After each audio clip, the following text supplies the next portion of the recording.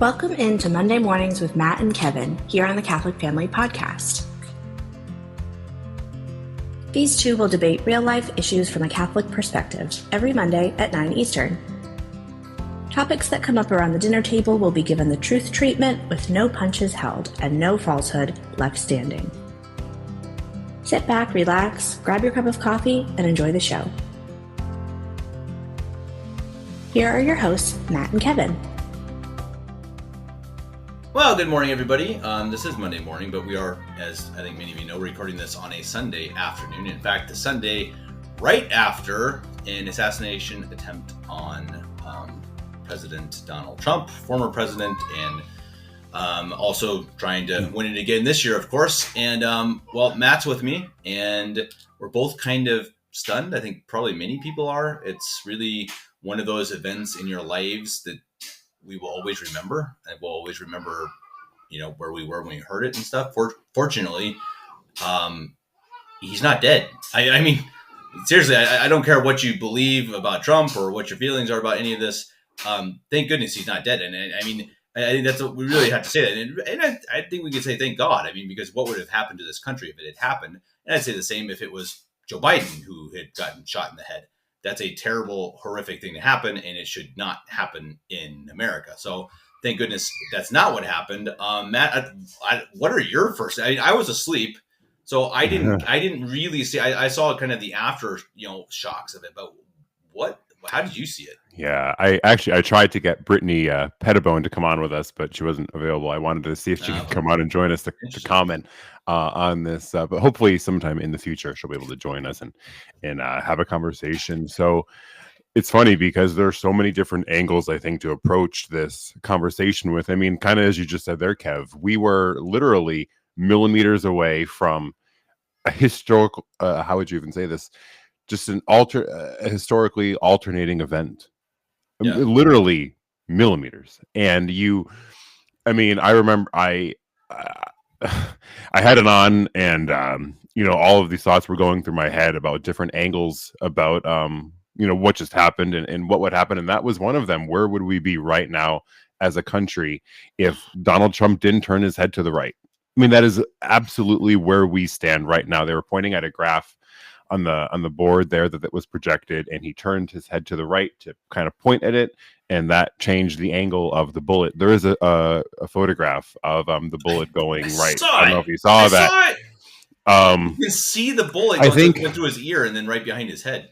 I think so. There's a lot. I guess there's a lot to talk about. The first thing that I would say is I went to a Trump rally in 2016, and the security is absolutely unmatched. So to see this happen, first of all, that reminded me of my time at a Trump rally, because I remember when we got there, we parked. There was a whole bunch of parking lots that they allowed us to use to put our cars in and whatever. And I drove and I parked in the lot, and then we had to walk down the road to where the rally was being held. And even as we were walking down that road there, it was a little bit unsettling to see every rooftop have snipers on it. You look up and you saw just a whole bunch of men with AR-15s or whatever kind of artillery they had, literally pointing in crowds, which kind of made you feel a little bit uneasy. But so they were all up there. We got through, I think this is a while ago now, so I'm going back, 8 years? But I want to say we went through 3 checkpoints that were extremely intensive. They did not mess around whatsoever, which you would expect, right? And the very last checkpoint, we split up. They split us up, and Secret Service was pulling people aside. General security staff was also working, of course, and various types of. I mean, it's just very strange to see men with heavy body armor just taking your arm and pulling you, moving you to the side, and putting you through every sort of scan, every sort of pat down, every sort of opening your pocket, your wallet. No stone was left unturned in the event that I went to. And even when we finally got in, the security was everywhere. Outlooks were everywhere, even when the event ended. So we left just a few minutes early because we wanted to. There's a huge crowd, as Trump tends to draw. We were walking back down the street, and again, you just look up and you see all of these snipers on the roofs pointing their guns towards the crowd, towards other building. It just, and I want to say, and I don't want to misspeak because again, it's a long time ago, but I want to say there were 2 helicopters. Could be wrong, but 2 helicopters as well. Circling the area, is in this event. So Candace Owens, I watched her video this morning, and she said she was very close with the president in his years in the White House, and she said Secret Service typically arrives at an event like this 3 or 4 days ahead of time, and what they do is they stand where the president, being Trump here in this case, would stand, and then they literally assess the area. So they stand where Trump is planned on being, and then they look out and they literally assess every possible point of weakness, every possible point of attack. Everything is assessed and scoped out days and days and days ahead of the actual event. And she is convinced, and I guess we can jump to this a little bit later on, but she was kind of convinced that this was some sort of conspiracy, I think, in some way, because there's absolutely no way you get to him this close. And one more point I want to make before we maybe you can jump in, is there so many feeds on Twitter of people who saying that they served in the Marines, they served with this group or that group, and a lot of stuff went unchecked, and none of this should have happened. Yeah, I think either the security detail is bad, and just did a really bad job, or they didn't, and it was planned. And honestly, we've seen that actually happened 60 years ago to JFK. Who, yeah, come on, guys, it was absolutely an inside job. Yes, it was. And from what I got from some reading this morning, that was the 3rd attempt on him. The first 2 were foiled. The 3rd one was successful. So I think we also have to keep in mind that this very well may not be the end, which is horrifying. And I think that's honestly, in the end, that's the scary part. That's where we're at as a world, as a country, as a society, that our politics are so divided that people want to kill the presumptive, or the Republican candidate. And I think that's and I think that's it is. It's a terrifying thing. And I think that what was it on the July 8th? President Biden said that we need to put Donald Trump a bullseye on Donald Trump, which, okay, whatever. Honestly, I think that kind of thing is just kind of it's a dumb thing to say. Yeah, same. But I don't. Can you imagine though, Matt? Just think about it this way. I mean, really think about this. If Donald Trump had said, "Hey, I think we need to put Joe Biden in the crosshairs, or put a target on Joe Biden," and then Biden got his ear blown off. What would they have done, man? Seriously. Even, let's just say Biden. So it sounds like it was an Antifa guy who shot Trump. That's what it sounds like. That is totally not confirmed, but that's the rumor going around, that it was some Antifa, 20-year-old Antifa guy, which seems totally bizarre to me. But they're always young. It's weird. That is extreme. But just imagine if it was one of the Proud Boys. Who was up there, and Biden never goes out in public, so I guess that's not going to happen. But if he did, if he actually was giving a speech and someone tried to shoot him, what would actually have happened, Matt? Right. Even if they didn't kill him, even if they just shot his ear off, I think he would have had riots. I think he would have had repercussions. Like violent repercussions. I do think, from what I've been reading as well the past few weeks, is as laughable as it sounds because of who he is. Joe Biden is extremely powerful in the DC machine, in the political arena in Washington. The guy was probably had to be woken up to give his little 30-second, I don't know if you saw it / heard it, response at around 8. I don't know, man. I was actually in the car. Yeah, I was in the car, and I had on Fox News radio in the car, and they went to him, and for however brief it was, but just like, man, even right now, my mind is going in so many different directions as to what I could possibly comment or say. One thing that I think was interesting is that I think we should maybe comment about Trump's reaction to the whole event. The guy was literally just shot in the face, which MSNBC said they called it they said it may have been an assassination attempt. Maybe. Like, no, the guy was just shooting cans in his backyard, and Donald Trump just so happened to be behind one of those cans. No, it was worse than that. Was it CNN? CNN said like Donald Trump fell at rally. Donald Trump falls at rally. Someone else said loud noises heard, and Trump leaves the stage or something like that. I mean, somebody made a meme of that famous scene of Jackie Kennedy jumping over to John Kennedy, and the headline was John Kennedy falls really, really, really hard in parade. Yeah, they can't say what it is. I just saw Babylon B just said Donald Trump clumsily runs his head into a bullet. I think that's what it is. Yeah, idiot. Yeah. But again, we are at the point where Twitter was far more accurate, far more in real time than any major news outlet. And Elon Musk was actually all over this. Elon Musk came out in support. He said, I endorse Donald Trump. I don't know if you saw this, but he actually made a sizable contribution to Trump's campaign yesterday, ironically enough.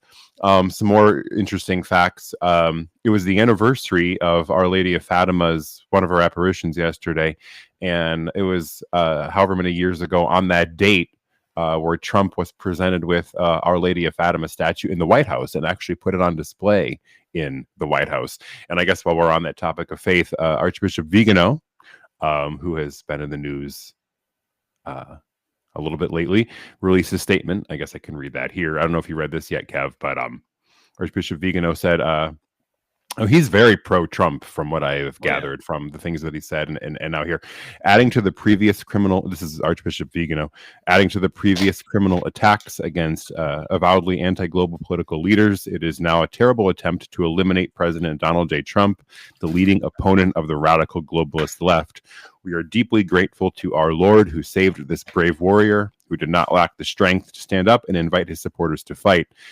The subversive diabolical powers of the international deep state is evident. It is there for all to see. Its crimes against God and all humanity can no longer be hidden. I urge all Catholics, American patriots, and people of goodwill to pray our Lord in this time of great threat looming over the world. And I express my support to President Trump and his family with my spiritual closeness, assuring them of my prayers. Melania Trump had a message here Sunday morning as well. I won't read that. It's a little bit long, but again, you see all these very well-known names coming out in support of him. But I think his reaction too was unreal. Absolutely, unreal. I mean, you can't. I think he showed a side of himself that I wasn't sure was there yet. There were some people I read who said I thought a lot of his running and a lot of his political life here was sort of staged or sort of all part of his one big Apprentice television show. But I think that was unmasked here. I mean, you can't, I guess actually Brittany Pettibone tweeted, you can't fake when death looms, everything is ripped off. And he just stood up and he got shot in the face. He's fist pumping the crowd. He just got shot in the face, man. Donald Trump, at this point when he's getting stood up, he doesn't even know the shooter's dead. He doesn't know there's one shooter. He doesn't know there's five. I mean, he's probably thinking, hey, yeah, I might get shot. So honestly, it's probably pretty dumb. He probably should just hey, yeah, get me off the stage. So it's not the smartest thing he did. It's not the smartest reaction. But man, that is the toughest thing I've ever seen. Legitimately, I mean, like an actual real life thing. I mean, talk about fighting for what you believe in. Talk about fighting for what you believe in. I mean, the guy's almost 80 and he just got shot at and hit in the face with a bullet, and he stands up and pumps his fist and says, "Fight!" And he says, "Where's my shoes?" I don't know if you heard that in the microphone because the microphone was on it. Where's my shoes? I gotta put my shoes on first. That's another thing. So we see Trump's toughness and also his what's the word? Vanity, I suppose. Maybe he needs those shiny leather shoes. Oh man, that was that it just kind of encapsulates Trump. I guess he makes a lot of mistakes. He's kind of an idiot, but okay, yeah, he's tough, and no one can ever say otherwise. Now he's proven that. Yes, and not I guess it's not funny, but if Secret Service, which I do have a comment on as well, jumped Joe Biden like that, he'd be done. He would have broken an arm. He would have broken a wrist. He would have been flat, absolutely flat. And also, what do you think? How do you think you would have reacted being in the crowd? Because I that to me, again, I was in one of those crowds, and somehow, some way, somebody in the crowd died. I I can't One of the quite figure bullets out how. missed Trump, and I think it went. The angle was going down. I think from the roof going down, and I think it missed him and went into the crowd. Yeah. There's a very weird angle where just before there's video of it, and then people comment just before the gunshots rang out, the crowd was screaming, "He's got a gun, he's got a gun." And then that's when you heard the pow pow pow, and people were saying that the gunman probably heard that, panicked, and just started firing, and that could have caused a miss. I guess we don't know. And I don't, my trust and confidence in the FBI to investigate air quotes this event is fairly low. But yeah, let me jump back. Being in the crowd, I was shocked at how many people. Thomas Massey. Just real quick, just to finish your comment, Thomas Massey says he's a congressman. The same bureau that investigated the Las Vegas shooting and the January 6th pipe bombs is now investigating the attempted assassination of Trump. This is also the same bureau that raided Mar-a-Lago. I'm sure they'll get to the bottom of this soon. Yeah, they'll get to the bottom of this. We'll get to the bottom of this. Yeah. All the truth will be released. The FBI is so any moment. But I was shocked again with the people just being in the crowd, just chewing their gum, like looking like with their arm on their knee, just watching the whole thing unfold. Like the president was just shot and hit. And I think people, it's a shock, though, right? I think it's just I think you don't know what's really happening. What is happening, right? Yeah, exactly. One woman was on. They were interviewing a lot of people. One woman was on, and she was saying it was over before I even really got what I kind of realized what was going on. And Trump was down the stairs already, and it was kind of taken care of. But like, I think just Trump's resilience. I guess when he got in the car. He asked if the people were still there because he wanted to go out and finish. I guess it just started. I guess it was only, I don't know, maybe 10 minutes in, that he wanted to go out and finish, but he did show up to an event that night. What? Yes, he went to an event, on a Saturday night. Yeah, whatever it was. I guess he was cleared from the doctors and then he showed up. Whatever. I don't know if it was a UFC event or something. He did go to. I heard that he was going to go to a fight. He went. I believe he showed up towards the end. I believe that. Again, there's things that are back and forth. Whoever the fighter was, he says. I guess he is a huge Trump fan. He expressed his support, but I guess in a nice, a charitable way, the White House, Biden, they pulled all ads against Trump from the air, so there will be absolutely no political commentary against Trump. The convention is Monday today. Yeah. Starting off, and the theme, ironically, is "Make America Safe Again." That's kind of, I know. The dude has a mugshot and took a bullet, and someone said, "When he's going to release his rap album?" I guess he'll do it. If there's anyone who will do it, I guess it's coming. But I think the sealed. Go ahead. No, I'm sorry. I was going to change topics. So if you have a last comment, go ahead. No, I was going to say, I think this sealed the election. That was going to be my next comment. Is I think that going into the political side of it, there was no chance anyway. I mean, we don't even know who's running for the Democrats. It's Donald Trump or Harris, which are the most likely, or it's somehow they put in someone else and lose $150 million. So Democrats are already just absolutely terribly in trouble. That's probably why some guy, let's just say he's a lone wolf.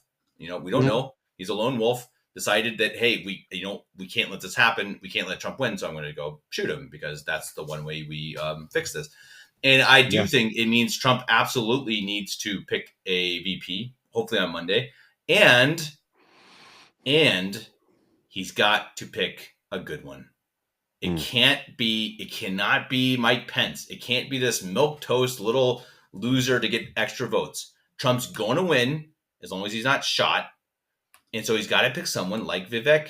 It's just got to be someone who's actually going to do what you're going to do, or at least says it. I think that's. Yeah. I hope he learned that too. That okay, the election's over. Like unless they put Trump in prison, or if they truly can fake votes, which that's possible. They've done that too, right? So but I think that's going to be more guarded this year. I hope, but if not, there's just no chance. I mean, you have Biden who's dead, and now Trump, who is almost killed. No chance. So get a good vice president. That's the one thing I really hope to see Monday, that he picks. I don't even know. I really don't know. It's got to be someone who's going to hold, the good things that Trump holds, and that's not like a Mike And it Pence. just yeah, and in a lot of ways it just revealed a lot of character too. I Yeah, mean, as people have said throughout, I mean, and I've used this line, and um he does not need this. I mean, the man was adored by everyone in Hollywood. I think it was, I don't know if it was one of the Palins or whatever who said, it wasn't, this was maybe go back 10 years ago now, that Donald Trump had a party at his house, or one of his, his resorts, and every celebrity lined up to be there. He was a big pull. He was a very big name, even then, of course, to attend one of his things. So to put all of that aside, and the guy's taking bullets for at political rallies, he could be doing what Joe Biden's doing, but in a beautiful Caribbean island there. sure. And I think, and I've used that line before, and I have thought, there's always two sides of things, and I think that there's a lot of Trump that I think is unsaid and probably dark and probably not very good, but I think a lot was revealed on Saturday, where he doesn't need this, and he truly is fighting for what he believes in here, and working towards doing what he can to better America. And he took a bullet in the face, and now he wants to keep going. And not only keep going, but fight back harder. I mean, I think it's a really big testimony. Proved me wrong in a few ways too, that maybe this isn't as much theater as I thought.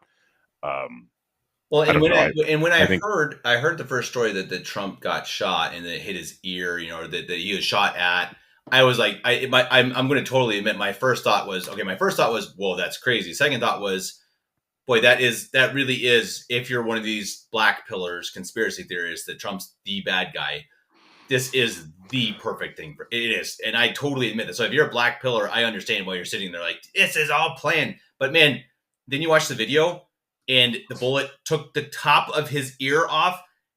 Matt, you're not trusting a sniper from 150 yards. No. And while you're turning your head. No, exactly. Right. No way. I mean, that's come on, guys. You got to calm down. That's not how you're going to do it. Now, I get it if you're saying, okay, Trump was shot, he was shot in the shoulder. Oh man, poor Trump. Now he's going to be president. Okay. I could understand that sentiment. I think it's wrong, but I could understand it. Dude they missed, his. It would have been a Kennedy. It would have been a Kennedy video. Of his brains gone. Exploding. It's gone. His head's gone. So no, it doesn't make sense. So I think that the black pillars need to calm down. And I'd also say the people who want to make Trump a messiah need to calm down. That's also not the case. Trump is still just as flawed in terms of his morality and stuff as he was before. He is not perfect. I also am going to vote for him. I'm very open about that. I will vote for Donald Trump, and I know people disagree with that, and that's fine. And again, real quickly, my argument about that, when I say morally it's dangerous, my only point is to do it actively, to actively say, okay, I'm not going to vote for him because of this, but then vote for the other people down the line, vote locally. Don't just not vote because you're apathetic. That is what is dangerous morally. That's my whole point. Anyway, I just want to say that again, because people have argued that, and Kevin, you're saying we're sinning because we're not voting. No, that's not it. Moral theologians say if you're apathetic about your country, that can be sinful. So you can go look that up yourselves. Anyway, that's the whole point on that side. I don't want to get into the black pillars too much, but I do want to say we do need to calm down on both sides. I think we also need to make sure we say, okay, this doesn't make Trump this savior all of a sudden. He did get shot at, and he proved that he is extremely tough and willing to fight. And I do think he loves the country. I think he did prove that, but it doesn't mean he's this holy person. That's also true. Sure. Anybody could be shot at. Disclosed TV posted that there were explosives found in the shooter's car. Wow. So who knows what else he had planned. I guess we can almost even kind of think too. So if Trump didn't turn to the right and he was looking directly into the crowd, and it would have been another Kennedy moment on live. I don't know if Kennedy was live. I don't know, but where his brains would have fallen out. Where would we be right now? I guess it's difficult to picture. I guess it's difficult to even imagine or guess or even have to think about, but I guess it's possible in our world today. And, people say our world today, including myself, but this happened in the 60s constantly. Reagan was shot. John Paul II was shot. There were many assassination attempts on Kennedy. Obama that didn't, Bobby Kennedy. But but no, Obama was never hit, but there were many foiled attempts against him. So this is always going to be part of the political arena.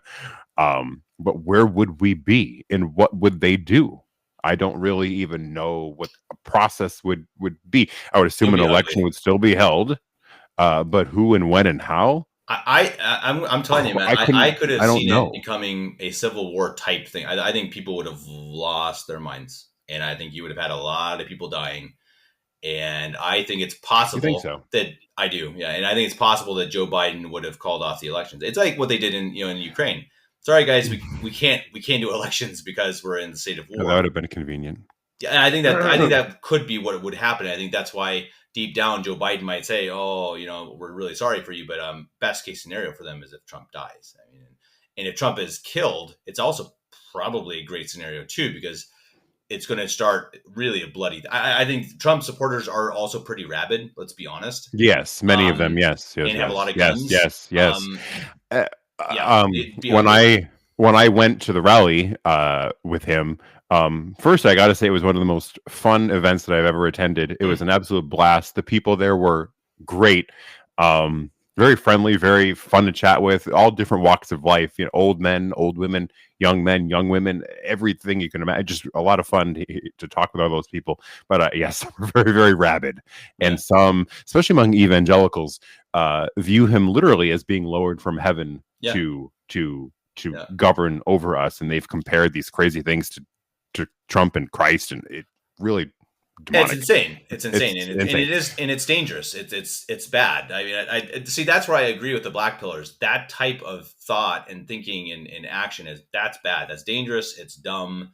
He is a politician and a man who I do think he loves the country and wants the best for it, which is not like anyone. It's certainly not Biden or Kamala Harris or Gavin Newsom.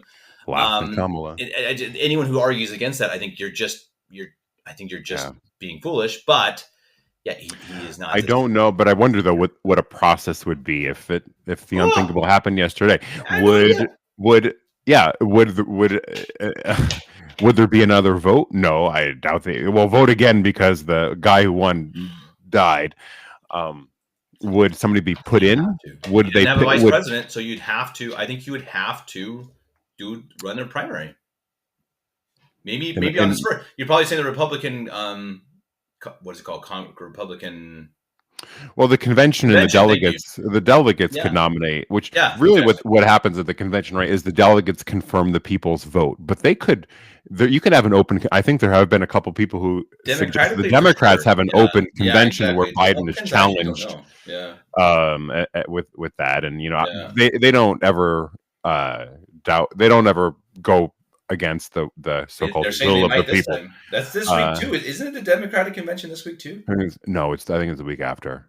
So I believe. Yeah, I know. They could deny. They could kick Biden. They could. The delegates have the authority to overrule that. But again, the Electoral College could have denied Trump, and because you need the 270 to win. The Electoral College could have usurped it and put in who they wanted, and they didn't then. Right. But I mean, they would have given us Nikki Haley. She would have ascended the throne and laughed her head off. And there's a funny meme of Hillary Clinton, and this is, what do you mean they missed? It's crazy though. I mean, really, you do actually even see people on the left. Someone was saying, I think I was listening to one of the pundits, and they were saying that on Twitter, it was trending that what was it? Something like shouldn't have missed or something like that. There were people who said that. I forget exactly what it was, but it was trending on Twitter, which is insane. I mean, it's again, Matt, that's the crazy thing about our world that, I mean, I think we all need to really think about it. Everyone listening to this, I mean, really think about it. If it had happened to Biden, and let's say he gets his head blown off. I mean, are we celebrating? Of course we're not. That man just got killed. What are we doing? I mean, I don't understand any political side where you're just like, hey, I'm happy that my political opponent just got murdered. It's insane. It's the same thing that happens every 4 years. We have called Biden incompetent, dementia-ridden, slow, all the terms, but nobody's ever called to behead him, or no one has ever called in his life. And you see this from the left. You see them putting this out there constantly. For what reason? I wish, and I think I might have said this on the show before, but I wish that Donald Trump was the man that Democrats paint him to be. Right. When they say these things like he's going to get on a tank and overthrow the government and plow into DC, I wish he would. I would go to DC and watch and cheer that on. I think it would be great to witness. Somebody said we're witnessing the radicalization of Barron Trump. He's going to rise as emperor and get the revenge that he. Hey, if we have a good Catholic dictator, I'm perfect. Yeah, why not a nice emperor here? This whole president stuff is getting a little old. Yeah, democracy. I mean, look at democracy. You call it democracy. They vote in Biden. The people vote in Biden, and you go to the convention, and the delegates can just say no.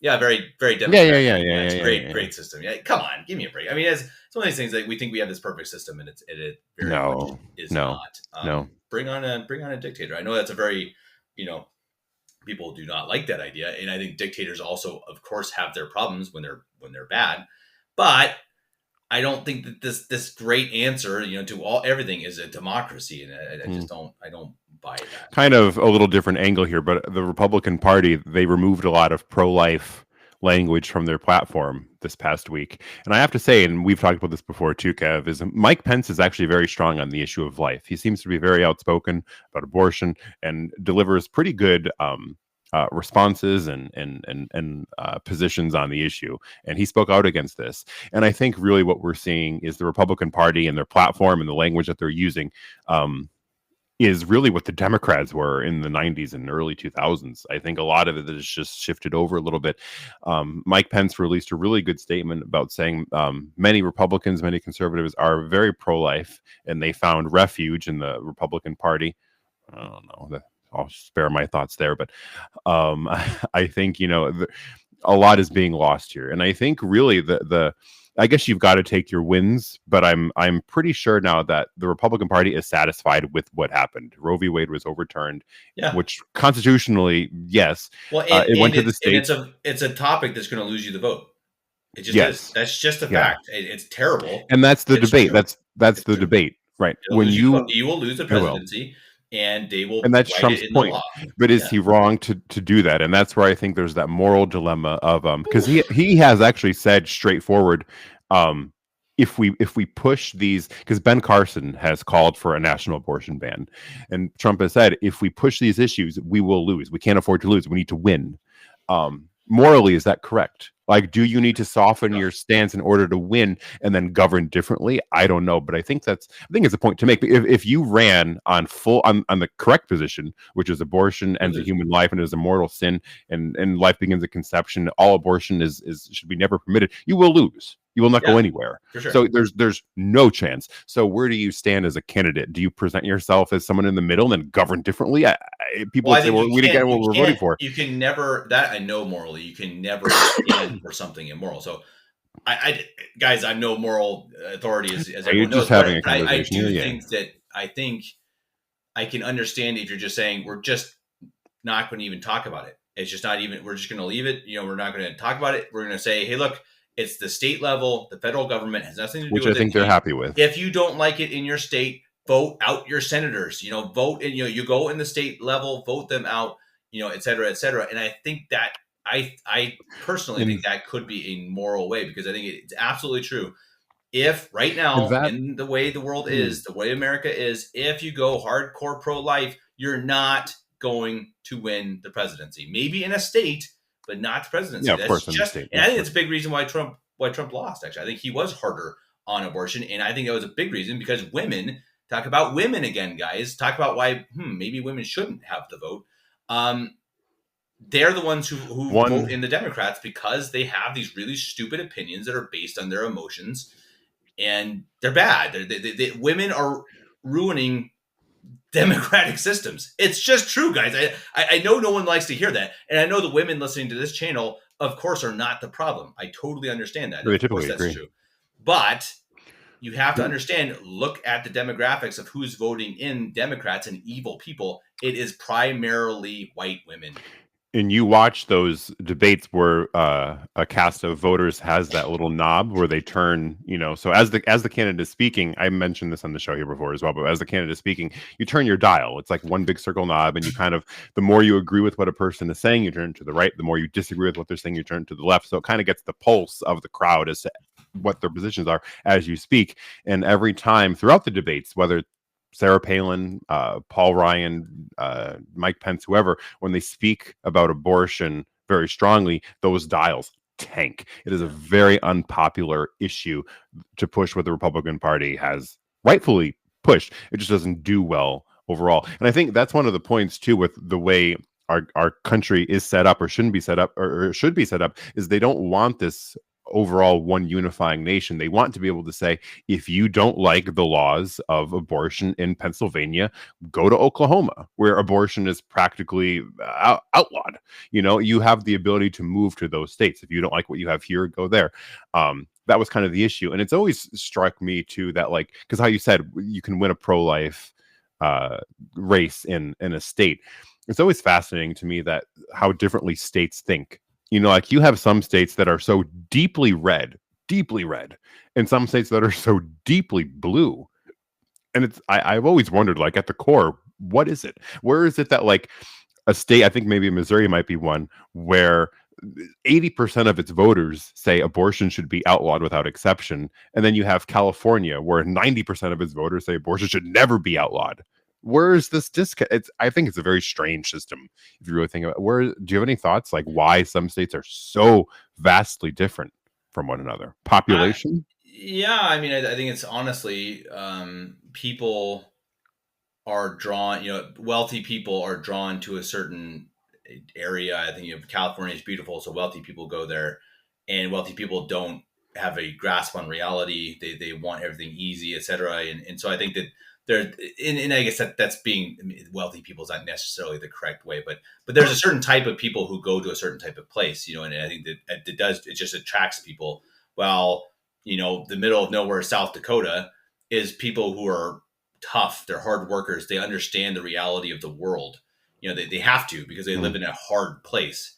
And I think somewhere like California is a good example of where it's not. It's hippies. It's warm. It's easy.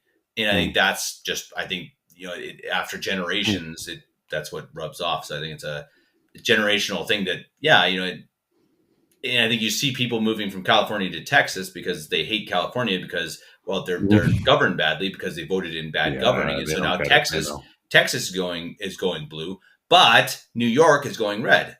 So it's interesting that New York could literally actually vote for Trump, which is pretty insane. But it very well could. Actually, there's a lot of talk about New Jersey is quite close. New Jersey is typically a bluer state. They elected Chris Christie, who governed originally was more conservative than I think he shifted as time went by, but and turned himself to be out a pretty bad governor in that state.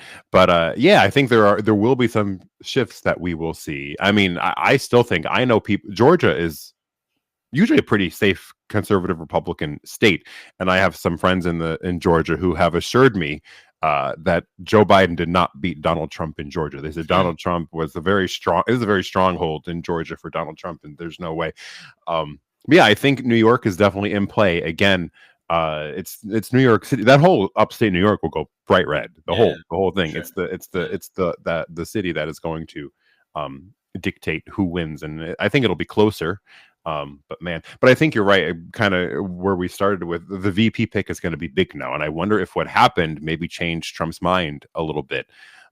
Who's more fit than somebody else? Because Trump is obviously a fighter, and Trump is willing to go to battle for this.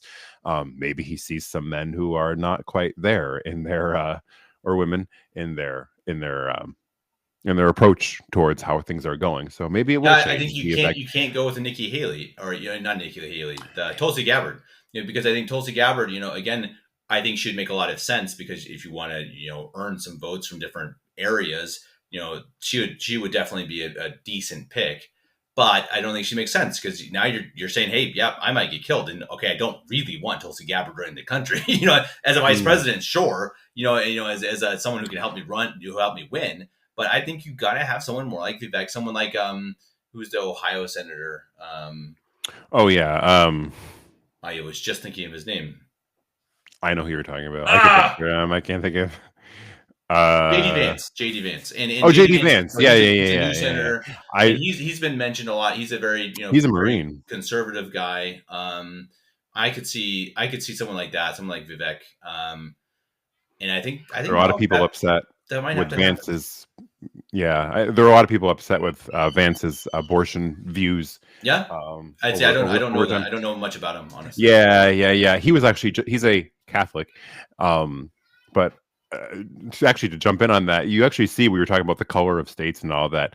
The evangelicals do a lot better than the Novus Ordo sect does with all of these. You see these Novus, and that's because it's not being addressed by Novus Ordo clergy. And why would it? It hurts their dollars. But I think just even in my experience alone, the evangelicals are far more outspoken on issues of life and issues of, no, they're wrong, and I'm not endorsing them whatsoever, but they tend to be better on those issues Well, of Matt, abortion. when your Pope is telling you in Amoris Laetitia that sin is subjective, then if someone really, really, really wants an abortion, then who am I to judge? When when Roe v. Wade was overturned, he said no comment.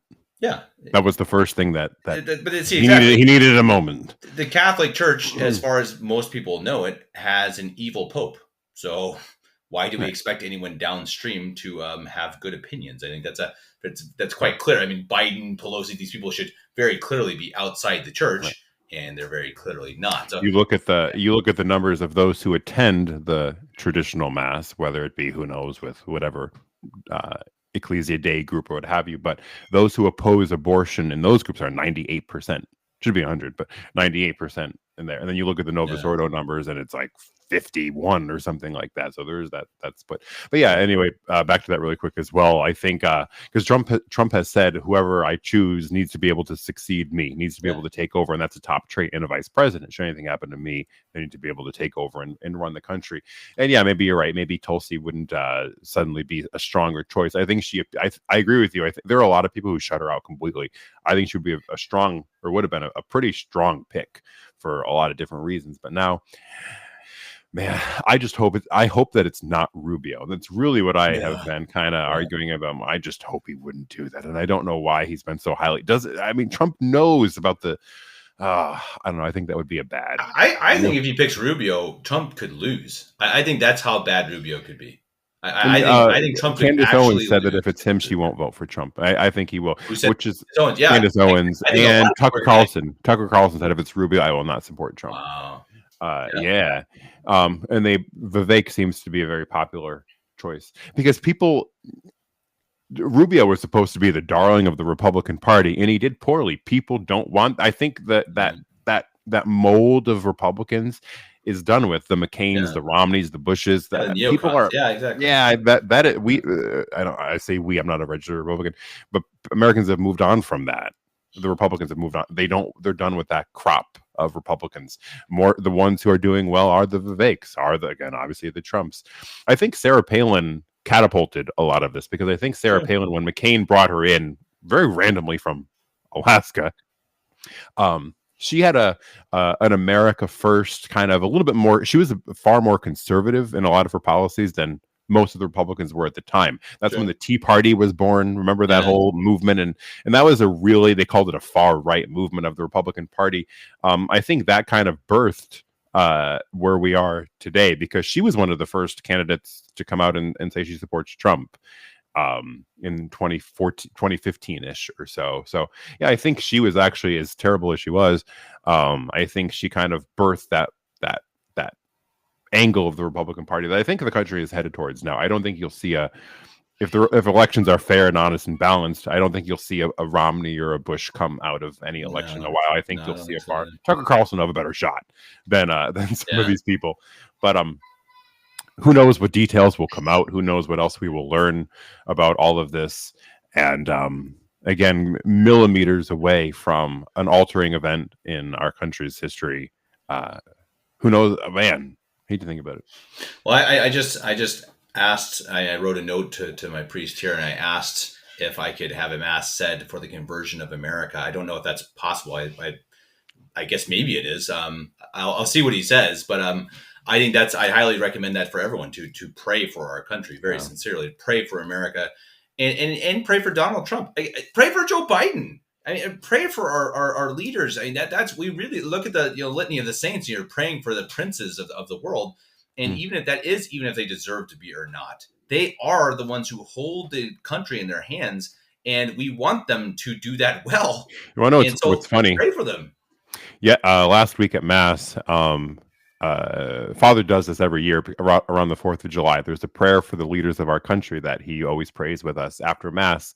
And it was very weird. It was a fairly lengthy prayer. I want to say it was from the 1800s for the President of the United States.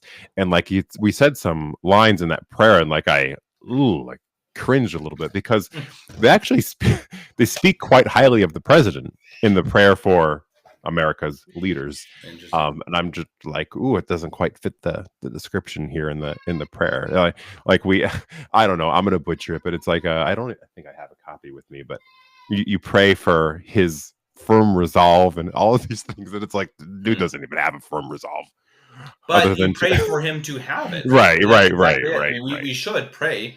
Joe Biden is not even there anymore mentally, but we should pray that he is a good leader, right? And again, it's not praying, it's not Thanksgiving. It's not like, thank you, God, for making Joe Biden a good leader. Biden, yeah, right. God, please make Joe Biden a good leader. Please make Donald Trump a good president, because that is what we want. I think, again, that's what we need to remember, that's patriotism, is loving what should be. No, I always think too, people, I think loving your what is America, not what has been stolen.